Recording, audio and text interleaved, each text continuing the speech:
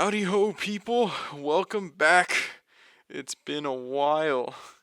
DJ Deadman here, back for season 2 of The Dead Speak, now called The Dead Rise.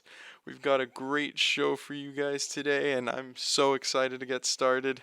For now, I'll leave you in with one of my favorite romance songs, Can't Fight This Feeling by REO Speedwagon, excuse me. Enjoy.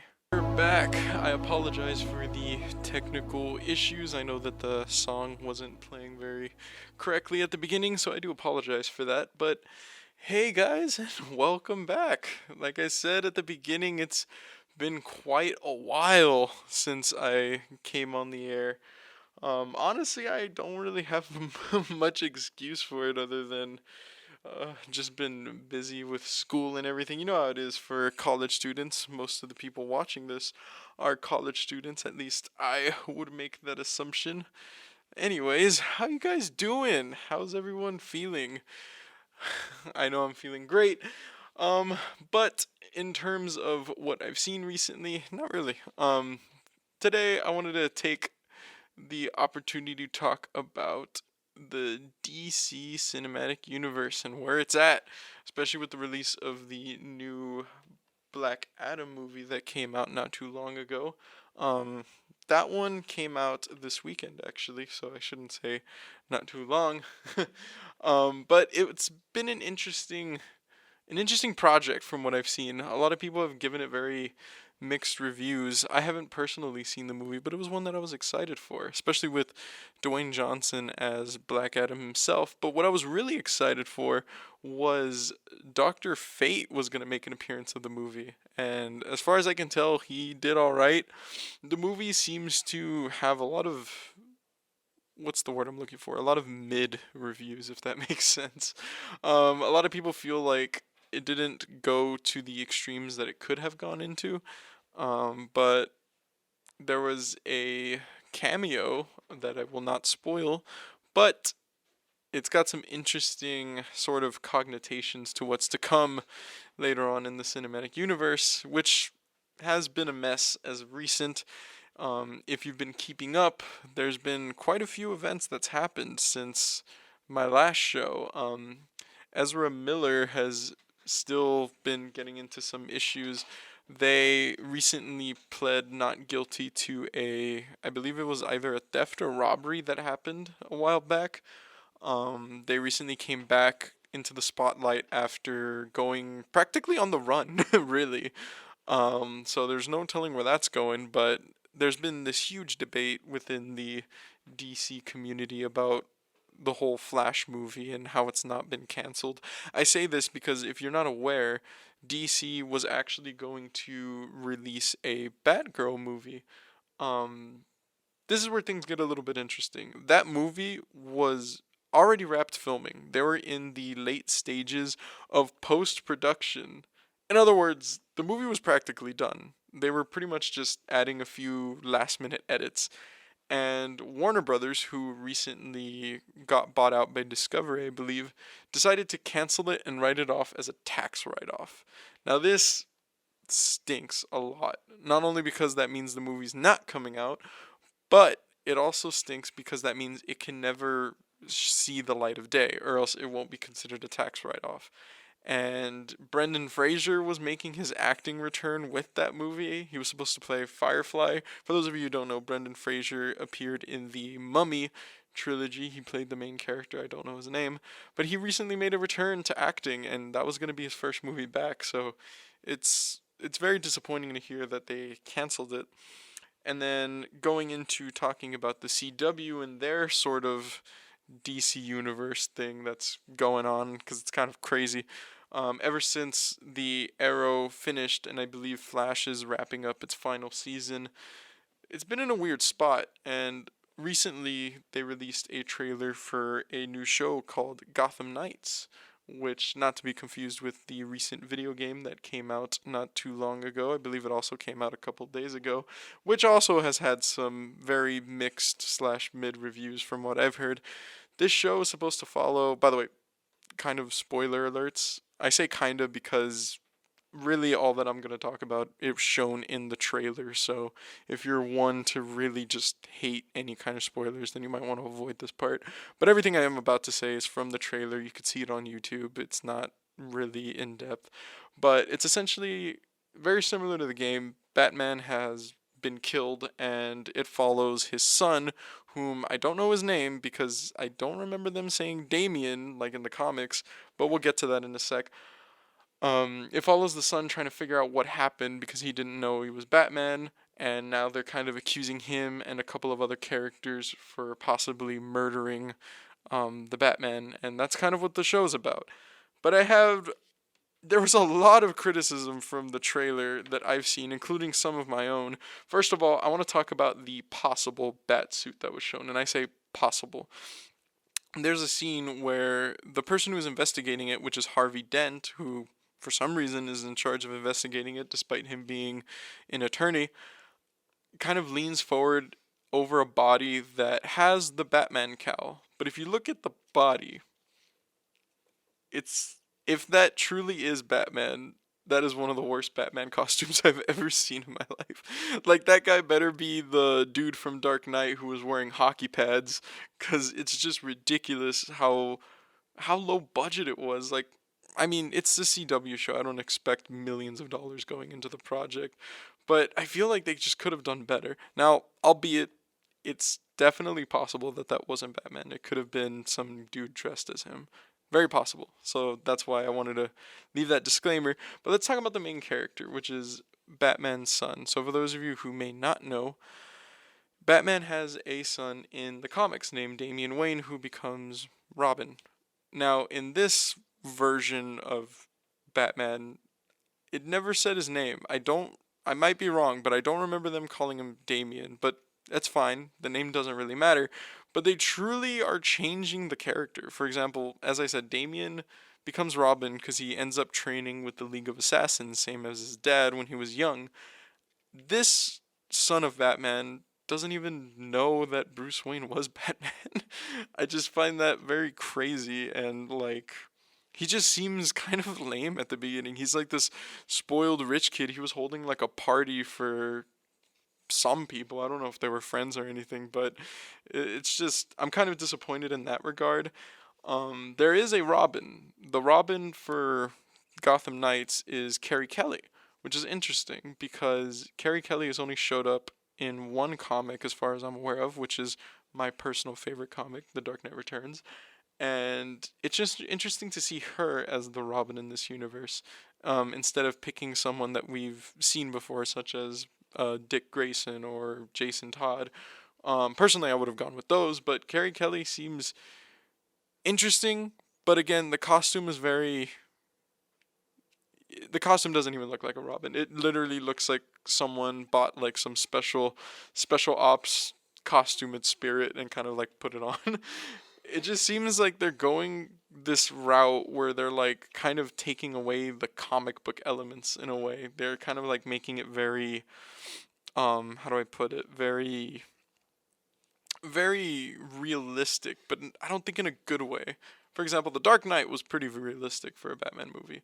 But this movie's kind of going nah, if that makes sense. It's just a little disappointing. I think a lot of people are kind of thinking that the show might not do very well, and that's kind of where the CW universe has been for a while. In fact, all of DC's like media projects, from shows to movies, have been very, I want to say, on the back burner lately. Like, Black Adam was supposed to change the game, but it seems like it isn't. And these CW shows, it really feels like once Arrow ended and now that the Flash is ending, it really feels like they're unsure of how to proceed. Um, with Gotham Knights, they don't even have Batman as a main character, which under normal circumstances would be fine if they made it interesting. Another character in Gotham Knights, by the way, is supposed to be Joker's daughter.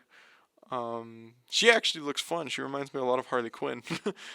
She seems, honestly, it kind of seems like that's my favorite part of the trailer, just the few scenes that she's in. But everything else, I'm not really looking that forward to be honest. And as I mentioned, a lot of people are kind of mad at Warner Brothers for canceling the Batgirl show. Personally, I was hoping to see Barbara Gordon, but who knows? Who knows where that's gonna go? Only time will tell. Next up, I wanted to talk about a show that I watched over the last couple of weeks. Some of you all might remember when I mentioned a particular game last show called Cyberpunk. Apparently, I called out my roommate for it. Funny story, they actually made a tie-in anime show to it called Cyberpunk Edge Runners, and oh boy, was it an experience. Don't worry, just stay tuned to hear what I have. For now, we're gonna have to cut to a music break. After some words from our fellow DJs, I will play Starman from David Bowie. Hope you guys enjoy. Welcome back, listeners. That was Starman from David Bowie. I hope you guys enjoyed that one. Personal favorite of mine. So is Space Oddity, who's also by David Bowie. Going back to what I was talking about, Cyberpunk Edge Runners. Very interesting show. Funny story behind it too. For those of you who may not remember what happened during last season, I mentioned the Cyberpunk game. Cyberpunk 2077 was a game that released back in 2020 on PlayStation 4, Xbox One, as well as PC. And let me tell you, as someone who bought the game day one, game was absolutely terrible, horrible condition, practically unplayable, and there's not many games out there that I would say that about. I stopped playing it almost immediately after I bought it. I believe I only got like 3 or 4 hours into the game before I just finally called it quits, and it was basically in the closet for well, it's already been like 2 years already, until recently, a couple months ago. I believe two, I want to say. They released the promotional anime, which was announced a year ago, called Cyberpunk Edge Runners. I didn't think too much about it when I first saw the trailer, to be 100% honest with you guys. But I recently watched it when it first came out, and oh boy, let me tell you, that show was an experience. There's so much to talk about. First of all, the animation is incredibly insane. They took this very out of proportion kind of animation style. For those anime fans out there listening, it's very similar to, I want to say it was either Akami ga Kill or Kill the Kill, one of those two. I don't remember. I'm not a big anime fan, as you've noticed. I don't watch too many, but it was one of those. It's got a very similar style where they kind of show different proportions. You know, you have one incredibly, almost impossibly huge guy in the cast named Maine, while you have very small, petite characters such as Rebecca. The show follows a Hispanic high schooler at first named David Martinez, as he lives in this kind of dystopian cyberpunk universe, and he's just kind of dealing with life, really. You may think that that's a very kind of slice of life way to put it, but I mean, in the world he lives in, where it's kind of lawless in the city, like there are literally bounty hunters that are called edge runners that will collect bounties for money. And that's kind of what happens to David. He gets roped in with this group, and he ends up rolling with them as an edge runner, and we kind of follow his adventures. Man, I'm saying a lot today, excuse me. The show's story is what shined for me. The show was very. It starts off as this sort of like fun, intense kind of action show, but it slowly becomes very emotional, depraving. It becomes very, it gives a melancholic feel to really life, because like life in that world is, it's terrible, to be 100% honest with you. I would not really want to live in Night City in the year 2077. They have, they are in a world where people will replace perfectly working body parts with machinery. People will get robotic arms, robotic bodies. There was one character that had their entire body pretty much made out of metal. but the story really, it's really kind of David trying to find his place in the world. I don't want to get too much into spoiler territory here because I'd really urge for you guys to watch the show. It's only 10 episodes, which for an anime is very short. You can finish it in a day if you really tried. But, like, he's finding his place, and it slowly becomes a runaway train, if that makes sense. It's going one direction and you know where it's gonna lead, but there's like nothing you can do to stop it, and you're just left there watching as things are going down and they're hitting the fan. It was an experience. Honestly, I'm not gonna lie to you guys. I shed some tears at the end. It had a very, I don't want to say depressing ending, but the ending was very, ugh, it was very emotional for me, and yeah, the show was great. I'd recommend it to anyone, and it got me back into the game. That's my whole segue. The reason why I brought up the video game was because it got me, as well as others. The game started to see millions of players kind of returning back to experience it once again. After 2 years, it's kind of fixed a little bit. There's still a few bugs and kinks here and there, but for the most part, it's gotten a lot better. It's playable. It's stable now, and I think the player number even surpassed The Witcher 3 at some point. Which, if you don't know, The Witcher 3 was a masterpiece according to a lot of people. I personally didn't play the game, but I have no reason to doubt them. And it surpassed that player amount because it's made by the same company. So it's interesting to see how the show really encouraged this game to be popular again. Really encouraged people to come back. And it's kind of funny and amazing at the same time. It even convinced me, like I said, and I've been having fun with the game. Personally, the game is fun, but I don't think the story is really hitting the same as the show did. But I mean, it's one of those things where it is what it is, and it surprises me that Netflix picked it up. Netflix hasn't really been doing well in terms of the competition among streaming sites. They recently started to experiment with trying to crack down on password sharing. I don't know if you guys have heard, but they implemented a system where you would technically pay for it cheaper, but you would need to still pay for it. And I don't know. I think that kind of sucks. Um, Not necessarily the password sharing, but I know a lot of people, like, I when I had Netflix, it was my mom's Netflix, and of course she was sharing it with me because I'm her son. And like, it makes me wonder, like, situations like that. Does that mean that they're only gonna be allowed to use one household? Are they gonna only allow for certain devices? Like, it's a very weird process, and in terms of, like, as I said, streaming sites, it's been doing terrible. Like, did you know that Netflix is the most expensive streaming site right now? Compared to like Disney Plus, which is only like what, $9.99 a month. Hulu, which has like um an ad subscription, which I get through Spotify student account. Lucky me. And I don't know, like I said, Netflix is in a weird state right now, and they haven't been doing very well in terms of Netflix originals besides Cyberpunk, which did pretty well as the new Dahmer series, which I'm sure people were excited about. But hey, that's a topic for another time. If you want me to talk about what I think of that show, let me know, DM me or at me somewhere. I'm going to create an Instagram for this show, so I'll let you all know once that is up and running, hopefully by next episode. But next topic is going to be a real doozy. We're going to discuss a new movie that's coming out.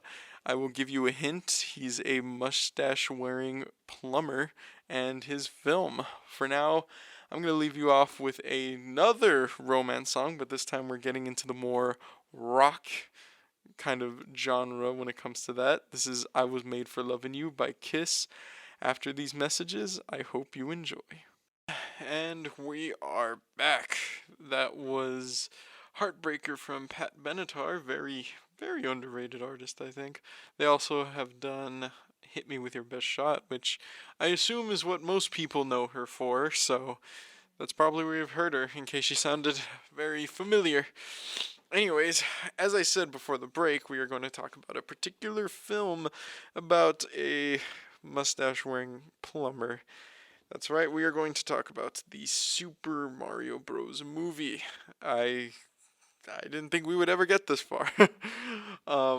What's funny is that the first time they attempted to make a Mario Bros. Movie was sort of what started the curse of the video game movies. They're just very hard to make and very hard to do good. In recent memories, there hasn't been too many great ones. I think the few that stand out, that Mortal Kombat movie that came out recently was pretty good. They're working on a Fallout TV show, but so far there hasn't been too many good. But I heard that Illumination was going to work on an animated one, which hopefully is interesting because I don't think we've gotten. I mean, at least to my memory, I can't really think of another animated movie based on a video game character. So this is going to be very interesting.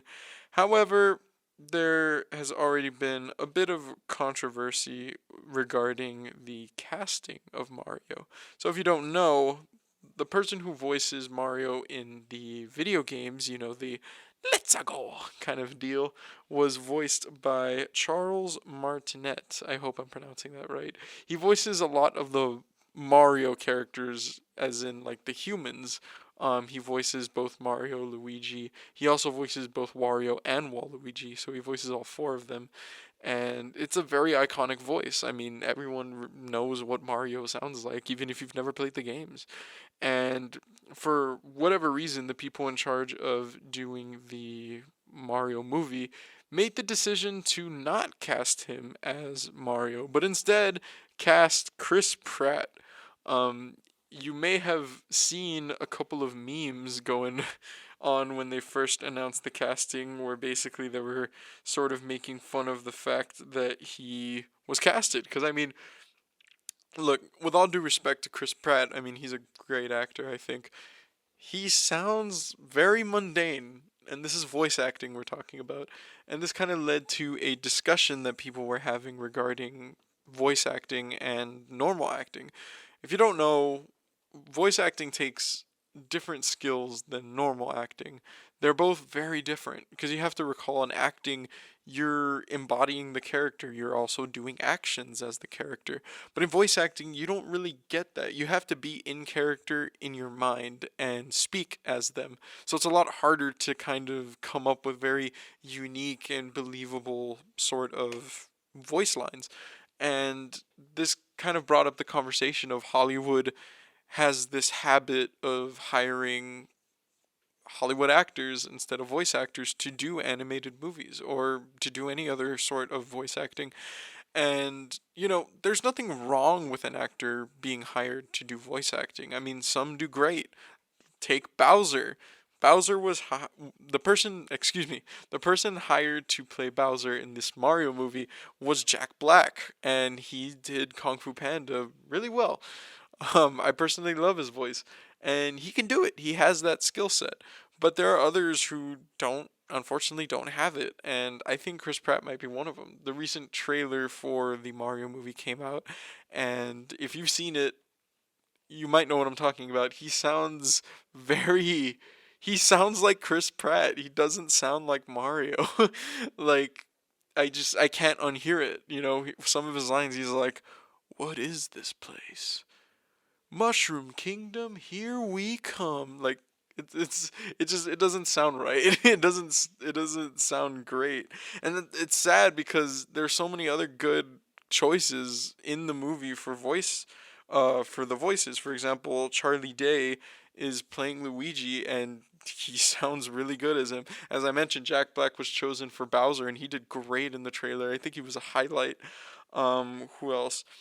Michael Keys playing Toad, and he did great as well. It feels like all these other characters are overshadowing Mario, which is really sad when it's supposed to be his movie.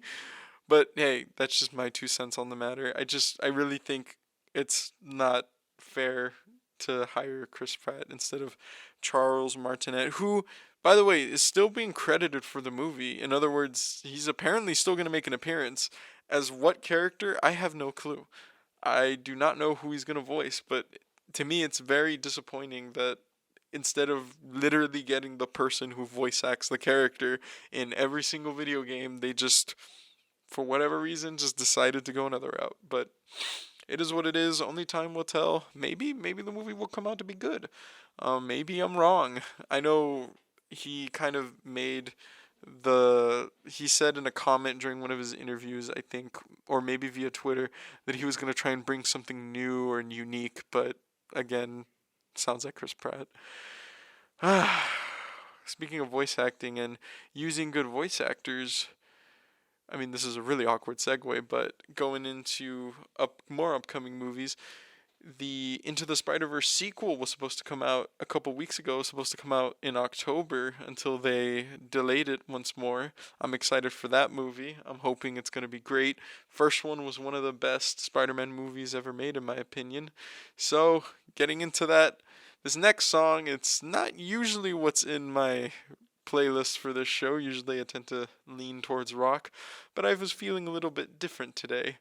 I am going to bring you What's Up Danger from from Into the Spider-Verse. I really hope you enjoy. I'll see you later. Welcome back for our last segment. I wanted to take this segment as a kind of time to sort of update you on what's going on and stuff, especially since I've been kind of off the grid in terms of the show. I know most of y'all have talked to me. I'm sure most of y'all are the people in my life, which, first of all, thank you so much for listening. I appreciate every single one of y'all. I hope to one day get to a point where I have a lot of interaction coming from people, maybe even do some shout outs as well as even requests. That is the goal for me, at least. But yeah, I've been kind of on a hiatus. I originally intended to come back as soon as the semester started, but we here at the radio, for those of you who may not know, I work here. I'm the station manager now. It's been quite a ride. It's been busy. We were short staffed, so I didn't have too much time. And I just never got around to it until recently. I said, you know what, I'm just gonna start it again. And as I mentioned, this time I'm gonna do a couple things differently. As I mentioned earlier in the show, I'm going to make my own socials for this show. That way, that'll be an easier way to sort of contact me with different requests or anything. If you have any topic ideas you want to share, or if you have any music requests. Now, I can't fulfill every single music request, so I do apologize in advance, but the few that I can, I would be happy and delighted to do that. And hopefully having my own Instagram will also help kind of announce things, different things that I'm working on and stuff. I know I had said I was going to make a YouTube channel and continue this during the summer. I'm not much of a man of my word in that regard. I do apologize for that, but it's still something I am interested in, so I'll keep you updated if I do that. Perhaps there's a topic that I go over that you want me to go more in depth in terms of commentary or reporting on it, which I would be happy to in that channel. So it's still an idea floating around. If you really enjoy that idea, let me know, and hopefully that'll encourage me to get off my butt and actually do it. But yeah, guys, it's just so great to be back.